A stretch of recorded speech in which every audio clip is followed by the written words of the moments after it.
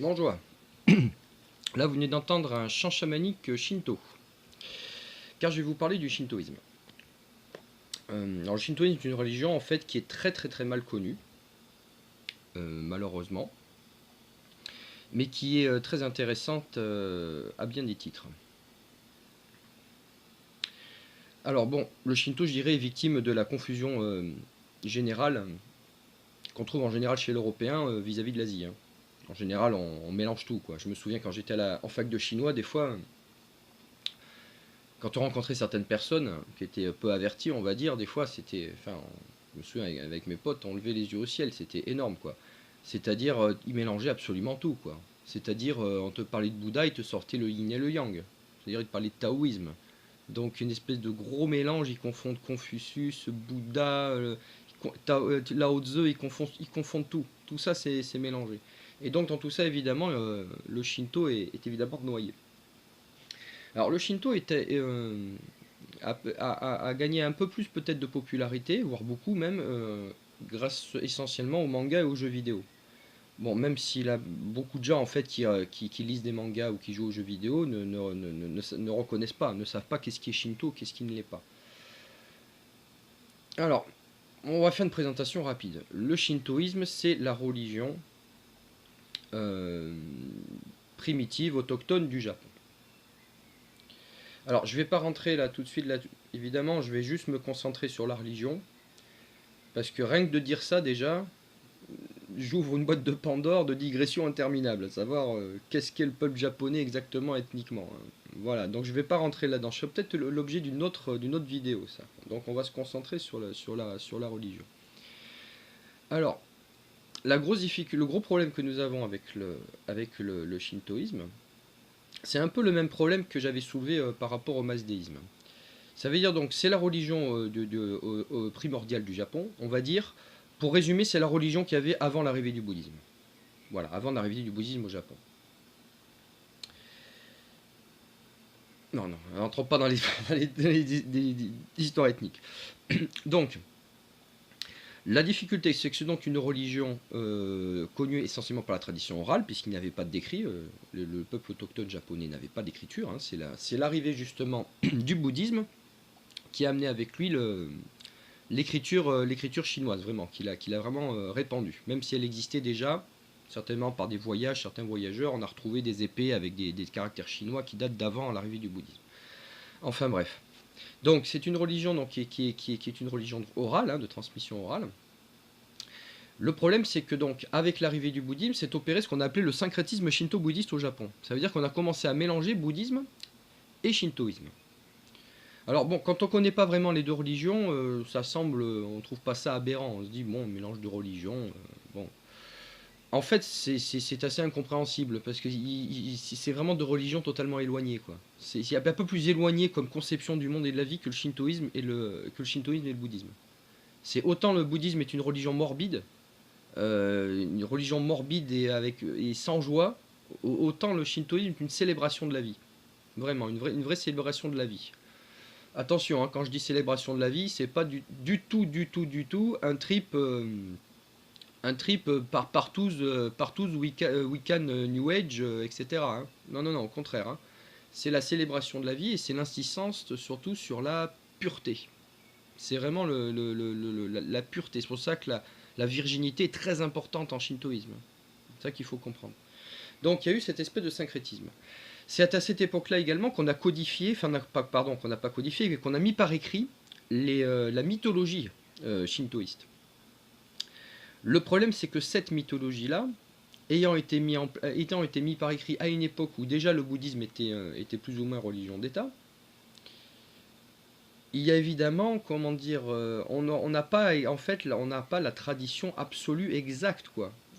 Il y a forcément des influences bouddhistes et chinoises, surtout dans les textes. Il y a deux textes. Il y a ce qu'on appelle le Kojiki et le Nihon Shoki. Le Kojiki étant écrit en vieux japonais et le Nihon Shoki étant écrit en chinois. Ils sont tous les deux du 7e siècle. On note des influences chinoises dans ces deux sources. Ce qui fait que donc on a donc représenté dans le Kojiki Nihon Shoki une partie en fait de la vraie tradition shintoïste avec donc des influences tardives qui sont un petit peu bouddhistes.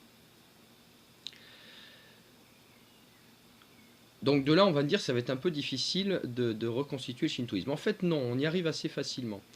On y arrive. Pourquoi on y arrive? Parce que les rites ont été conservés tels quels. C'est-à-dire que, attention, au Japon, il y a les temples bouddhistes et les sanctuaires shinto. Dans un sanctuaire shinto, on fait du shintoïsme. Dans un sanctuaire bouddhiste, dans un temple bouddhiste, on fait du bouddhisme. Donc c'est bel et bien séparé. Donc le rite est resté tel quel. Donc déjà, ça nous permet déjà d'avoir une approche de l'aspect ancestral, parce qu'il n'y a vraiment rien de bouddhiste dans un sanctuaire shinto. C'est vraiment pas du tout le même concept, je dirais, entre un sanctuaire et un sanctuaire shinto et un temple bouddhiste. Ce qu'on a aussi, évidemment, c'est les contes populaires japonais, dans lesquels on retrouve évidemment des thèmes shintoïstes. En troisième, après, on peut avoir, alors ça peut être utile pour, on peut faire de la mythologie comparée, parce que nous avons donc la religion des Ainu, qui est encore conservée de nos jours, à Hokkaido. Alors j'en viens justement à ce fameux débat dans lequel je ne voulais pas rentrer, c'est-à-dire, est-ce que le shintoïsme, c'est une religion qui a été inventée par les Japonais, c'est-à-dire le peuple, on ne sait pas d'où ils viennent, qui est arrivé en fait sur ce qu'on appelait ensuite le Japon, tu vois, et qui a formé ce qu'on appelait à l'époque le royaume du Yamato. Est-ce que ce sont eux qui ont amené leur shintoïsme? Ou alors est-ce qu'ils l'ont piqué aux Ainu? Parce qu'il faut savoir que les Ainu étaient les autochtones du Japon. Le Japon était entièrement peuplé par les Ainu. Et ensuite, le peuple qui allait être le peuple japonais est arrivé plus tard. Et là c'est un débat interminable à savoir d'où ils viennent. Moi, j'aurais tendance à penser, mais je ne peux pas l'affirmer, qu'ils auraient piqué la religion des Ainu. Mais il y a quelque chose qui vient contredire cet état de fait, c'est qu'en Corée, il faut savoir que les Coréens et les Japonais sont très liés, ne serait-ce que par la langue. En Corée, il y a une forme de religion aussi chamanique typique de la Corée qui est très très proche du shintoïsme. Bref, n'entrons pas dans les détails. Comment on connaît la relation entre la mythologie Ainu et la mythologie shintoïste? C'est simplement par comment ils désignent les dieux. En japonais, on désigne le dieu sous le nom de Kami, dieu avec un, pas avec un D apostrophe, dieu entre guillemets, dieu au nom de Kami. Et les Ainu désignaient leur dieu entre guillemets au nom de Kamui. Donc, en étudiant la mythologie Ainu, en regardant les rites shinto, et après à la lecture de tout ça, en lisant le Kojiki Nihonshoki et les contes populaires, on arrive en fait à reconstituer à peu près qu'est-ce qu'était le shintoïsme. On va résumer très rapidement. Donc le shintoïsme est une religion animiste, non idolâtre, sans sacrifice.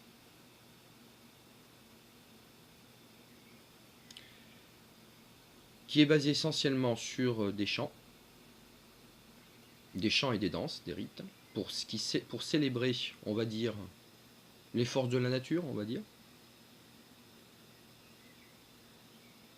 C'est une religion féminine, puisque la Miko, qui est la prêtresse shinto, est une femme.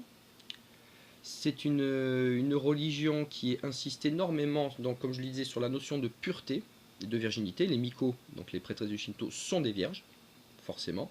Ce qui est malheureusement en train de se perdre, à ce qu'on m'a dit au Japon. C'est-à-dire que maintenant, pour les touristes, ils amènent, comme ils n'ont plus assez de Miko qui ont la vocation, ils prennent des filles qui ne sont pas vierges du tout, ils les habillent en Miko pour faire des prestations pour les touristes. Bon, je trouve ça assez malheureux, mais bon, malheureusement, voilà, toutes les religions, malheureusement, à un moment, elles ont tendance à décliner, et à dériver. Donc, le principe essentiel du shintoïsme est basé sur les kami. Qu'est-ce que ce sont les kami? Bon, c'est à peu près la même chose que chez les Ainu. À part que chez les Ainu, si vous avez vu ma vidéo précédente, c'est le kamui ne désigne que l'âme des animaux. Bon, chez les Japonais, la notion de kami s'étend un peu plus. C'est pas seulement dans les animaux qu'il y a des kami. On trouve des kami dans des pierres, dans des rivières, dans des arbres. Enfin bon, vous avez compris le trip, c'est de l'animisme, en fait. Alors par contre, évidemment, l'Amiko est une chamane, il faut savoir que l'Amiko est une prêtresse chamane exorciste. Ça veut dire que l'Amiko, son rôle essentiel dans le shintoïsme primordial, c'est de détruire, de chasser, de tuer les démons. C'est pour ça qu'elle s'occupe des sanctuaires. Et donc toute la religion shinto était entièrement basée sur cette notion de pureté et d'essayer d'être exempt de souillure. Souillure de toutes les formes. Souillure par rapport à la violence, de meurtre sanglant, souillure par rapport à la sexualité, etc., etc. Pour rigoler, ma mère qui demandait à mon frère l'autre fois en quoi ça consistait essentiellement le shintoïsme, mon frère pour rigoler a répondu bah en fait tu passes essentiellement ton temps à passer le balai, quoi. Ben, en fait c'est ça oui, c'est-à-dire qu'en fait c'est pour ça en fait que les Japonais ont cette image très vraie d'ailleurs d'une culture très lisse, très raffinée, très propre. Et c'est vrai, c'est l'hygiène au Japon, c'est extraordinaire. Il faut savoir qu'en fait tout vient de là, tout vient du shintoïsme. C'est là où c'est pour ça que c'est très intéressant de remonter aux religions primordiales. De même manière, les Japonais ont bien des défauts, mais s'il y a bien une chose qu'ils ne font pas, ce que vous verrez jamais, c'est un Japonais qui fera du mal à un chien ou à un chat, par exemple. Ben ça, d'où ça vient? Ça vient également du shintoïsme. Parce que dans le shintoïsme, comme dans l'animisme aïnou, dans le shintoïsme, les animaux sont sacrés. Ils font la distinction entre les animaux qu'on peut manger, les animaux domestiques et les dieux. Vous allez voir, c'est intéressant comme concept. Ça veut dire qu'ils considèrent qu'il y a des animaux qui peuvent se manger, ça va être le bétail. Il y a des animaux donc que tu gardes, qui vivent avec les humains à la maison, les chats, les chiens, etc. Ce sont quand même des animaux sacrés, en particulier le chat. Et après, il y a les autres animaux qui sont considérés comme des kami, c'est-à-dire qui sont considérés comme faisant partie d'espèces animales qui peuvent à un moment ou à un autre avoir un kami à l'intérieur d'eux. Voilà. Là-dedans, on va trouver le renard, le raton laveur, le daim. Voilà, j'ai pas toutes les listes. Hein. Le loup. J'ai le loup. Hein. J'ai pas tout la liste entière en tête, mais c'est ça. Alors, où c'est que je veux en venir quelle était la relation en fait entre le pratiquant entre guillemets du Shinto, parce que de pratiquants il n'y a que les prêtres finalement, hein, le lambda il ne pratique pas. Mais donc quel est le rapport entre celui qui croit au Shinto, on va dire, l'homme élevé dans l'être humain élevé dans la culture Shinto et les kami. C'est là qui est très intéressant parce que c'est un rapport, comme chez les Kamui des Ainu, c'est un rapport qui est gentil, on va dire, tendre. C'est pour ça que je vous conseille tous de regarder le Miyazaki, si vous aimez les dessins animés. Mon voisin Totoro de Miyazaki, c'était un dessin animé 100% shintoïsme. C'est vraiment du shintoïsme, mais vraiment au niveau de l'esprit shinto. Si vous voulez savoir ce que c'est que la mentalité shinto, la vision du monde shinto, la vraie, c'est dans Mon voisin Totoro. Le conte shinto typique, c'est ça. C'est un paysan, on va dire, un pauvre, vous voyez, un classique, il part dans la forêt. Au moment de sa forêt, il trouve enfin à manger, quoi. Vous voyez il trouve quelque chose à bouffer. Lui qui a rien chez lui à manger, il trouve des baies ou quelque chose, des fruits, n'importe quoi. Sur son chemin, il rencontre un renard affamé. Et donc il se dit, ah, mince, j'ai trouvé à manger, mais il y a ce renard qui a faim. Il donne à manger au renard finalement, plutôt que de manger lui, il donne à manger ou il partage avec le renard. On trouve ça dans le mythe de Momotaro, hein, pour ceux qui connaissent bien la mythologie japonaise. Donc il partage en fait. Après, plus tard, il rentre chez lui, et genre le lendemain ou dans la nuit, il a un rêve ou quelque chose, il y a quelque chose qui lui explique que bon en fait le renard à qui t'a donné à manger, c'était un kami, c'est-à-dire c'était un dieu qui était rentré dans ce renard. Et il a vu, il t'a testé. Et comme t'as été gentil avec lui, bah à ce moment-là, soit genre si sa femme est stérile, elle tombe enceinte, il trouve de l'or, etc. Ou il trouve de l'or dans son jardin, etc., etc. Voilà, donc c'est ça en fait. Le shintoïsme, c'est ça. C'est une espèce de relation comme ça avec les forces de la avec pas les forces de la nature, avec la nature, une espèce de relation comme ça, de tendresse, de réciprocité avec les animaux, avec les arbres et tout ça, etc. Et donc tout ça, alors il faut savoir en plus dans le Shinto, la mort est tabou, hein. On ne parle pas de la mort. Donc ce n'est que la vie. On ne parle que de la vie. C'est pour ça qu'il voilà, il n'y avait même pas, apparemment, il n'y avait même pas de cérémonie pour les morts. On les enterrait tout court, même pas de cérémonie parce que c'était tabou. Là, après, à savoir s'ils croyaient la vie après la mort, c'est un autre débat. Mais tout ça pour dire qu'en fait, tout ça se colle très bien avec le catholicisme, finalement. Voilà, ça colle très bien, tout ça. Il suffit de leur expliquer que, voilà, bon, le Kami, on va leur dire, je sais pas, il y a peut-être un moyen, leur expliquer que c'est un ange ou quelque chose, vous voyez, mais on a des choses un peu similaires, d'ailleurs, s'il faut regarder bien, Saint François d'Assise et le loup, c'est quand même très proche dans le concept. Donc ce que je veux dire par là, c'est que les Shinto, vous venez leur parler de Jésus-Christ, de la Vierge Marie, ça colle hein, avec leur truc. Hein. Bon, leur déesse principale c'est Amaterasu, mais bon, elle est représentée, c'est la déesse du soleil, mais elle est représentée comme une maman, quoi. Donc voilà, tout ça pour dire au niveau de l'univers mental, je pense que catholiques et shintoïstes, normalement, doivent très bien s'entendre. Hein. Voilà. Je ferai une autre vidéo sur le Shinto, mais sur toutes les religions. Je préfère faire des petites vidéos comme ça, finalement, c'est plus sympa, parce que par écrit, les gens n'ont pas forcément le temps. Voilà, c'est peut-être mieux de passer comme ça. Bonjour à tous, loué soit notre Seigneur Jésus-Christ, de la Doce et Sainte Vierge Marie.